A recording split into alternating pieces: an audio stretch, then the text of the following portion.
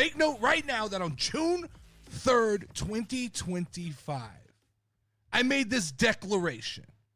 This is the beginning of the end of the greatest wrestling company of all time. I have seen this so many times with so many different major corporations and companies. The day the numbers guy takes over the business and decisions start being made based on ROI and money and statistics instead of being made by the people who understand the business. Ladies and gentlemen, casual wrestling fans, there is not one logical reason that you do not renew R-Truth's contract until the day that he dies. Not one logical reason outside of him personally asking out of his contract. I don't care if you offered him less money and he said no. You offer him more money. There is no amount of money that you can save, no ROI explanation that you can have that justifies ripping the soul out of WWE. And I don't know who this was. I don't know if this was TKO. I don't know if this is WWE. I don't know if this is Triple H. I don't know if this is Dwayne "The Rock" Johnson. To be quite frank, I don't care anymore because they're all becoming painfully hard to tell apart. But mark my words right now, and I mean this is the end of WWE as we know it. We turned a blind eye when they moved Monday Night Raw, the longest running episodic television show, blah, blah, blah, blah, blah, when they moved that to Netflix. We turned a blind eye when they started putting sponsorships on the mat in the middle of the ring. Now we are getting Slim Jim tables. They're getting rid of all of our favorite wrestlers. They're doing the absolute corporate whitewashing that happens in every major corporation that is run based on a ledger book. WWE is and has become what the IWC told us it was all along. It is a entertainment corporate entity, corporate product placement. It is a factory of entertainment, not even really sports entertainment anymore. It is a numbers game. It is out with the old. It is in with the new. It is all about ROI. It is all about how old people are. AJ Styles, your time might be up. If you don't sell enough t-shirts, your time might be up. Hey, Rey Mysterio, thank you for your services, but you're no longer needed here because we don't employ people your age. How old is Damian Priest? What's his return on investment?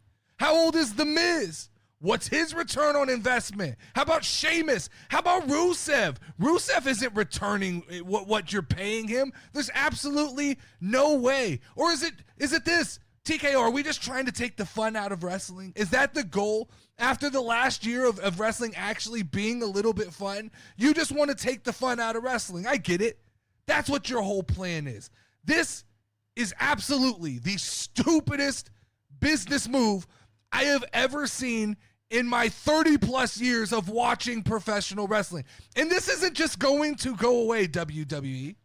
This isn't just going to disappear, TKO. This is the type of thing that festers. This is the type of thing that gets infected. It becomes a groundswell, and Casual and the IWC begin to unite in a way that they don't normally unite, and they're going to come together, and they are going to let you know that they are displeased with what you are doing currently with our beloved professional wrestling. If I was TKO right now, I would already be on the phone with R-Truth, righting every wrong that I had made, offering him a fat, cushy contract, doing whatever he wants. You want to work in NXT, R-Truth?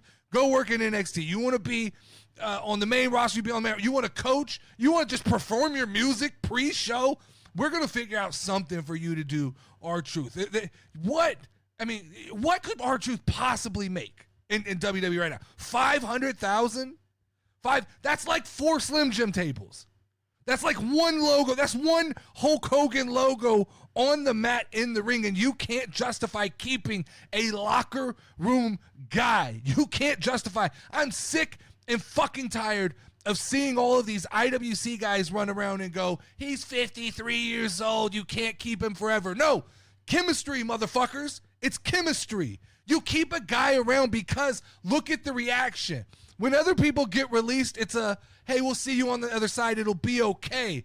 When R-Truth got released, every WWE superstar expressed some kind of shock and awe. But I could pick right now. I could go down a list on WWE.com. I could give you 10 names that I would cut right now before I cut R-Truth. Let's start. Aleister Black and Andrade. Those are going to be unpopular choices, but if we're talking about return of investment, there is no way that Aleister Black is returning on investment the same way R-Truth was, and there's no way that Andrade, who just won a spot in Money in the Bank and completely pissed the inner off, there's no way he's a return on investment. I'll throw you another one that's real out of left field. Here's Charlotte Flair. Locker room problem, does not seem to be liked by anybody, is probably making an exuberant amount of money. You could probably keep 15 R-Truths with what you're paying Charlotte Flair, but I guess we just don't take into consideration chemistry anymore in WWE. How about all 5 of the fucking weirdos wearing masks and Halloween costumes in the Wyatt Six? We don't need them. I gotta tell you, TKO, we don't need them. If you got the money to pay them, sure, keep them. But when you start letting guys like R-Truth go, it makes me wonder, what the hell are you doing with Spirit Halloween employees? We could get rid of the Viking dudes. We could get rid of Omos, which, sorry, Omos, you're taking us astray here. I apologize. I really like Omos, but he's not, the ROI on Omos is never going to be what it is, even with a 53-year-old R-Truth. And then you got guys like Pete Dunne and guys like that who I don't even think, what is the return on investment on a Pete Dunne? What is the return on investment? What if we're talking numbers? If this is a strictly financial decision, what is the return on a Pete Dunne? But that's 12 names I just gave you. That's 12 names I just gave you. Easy. Mark my words right now. This is the biggest mistake that WWE has ever made. I can promise you that. But speaking of the IWC, while we're on the topic, here's your chance.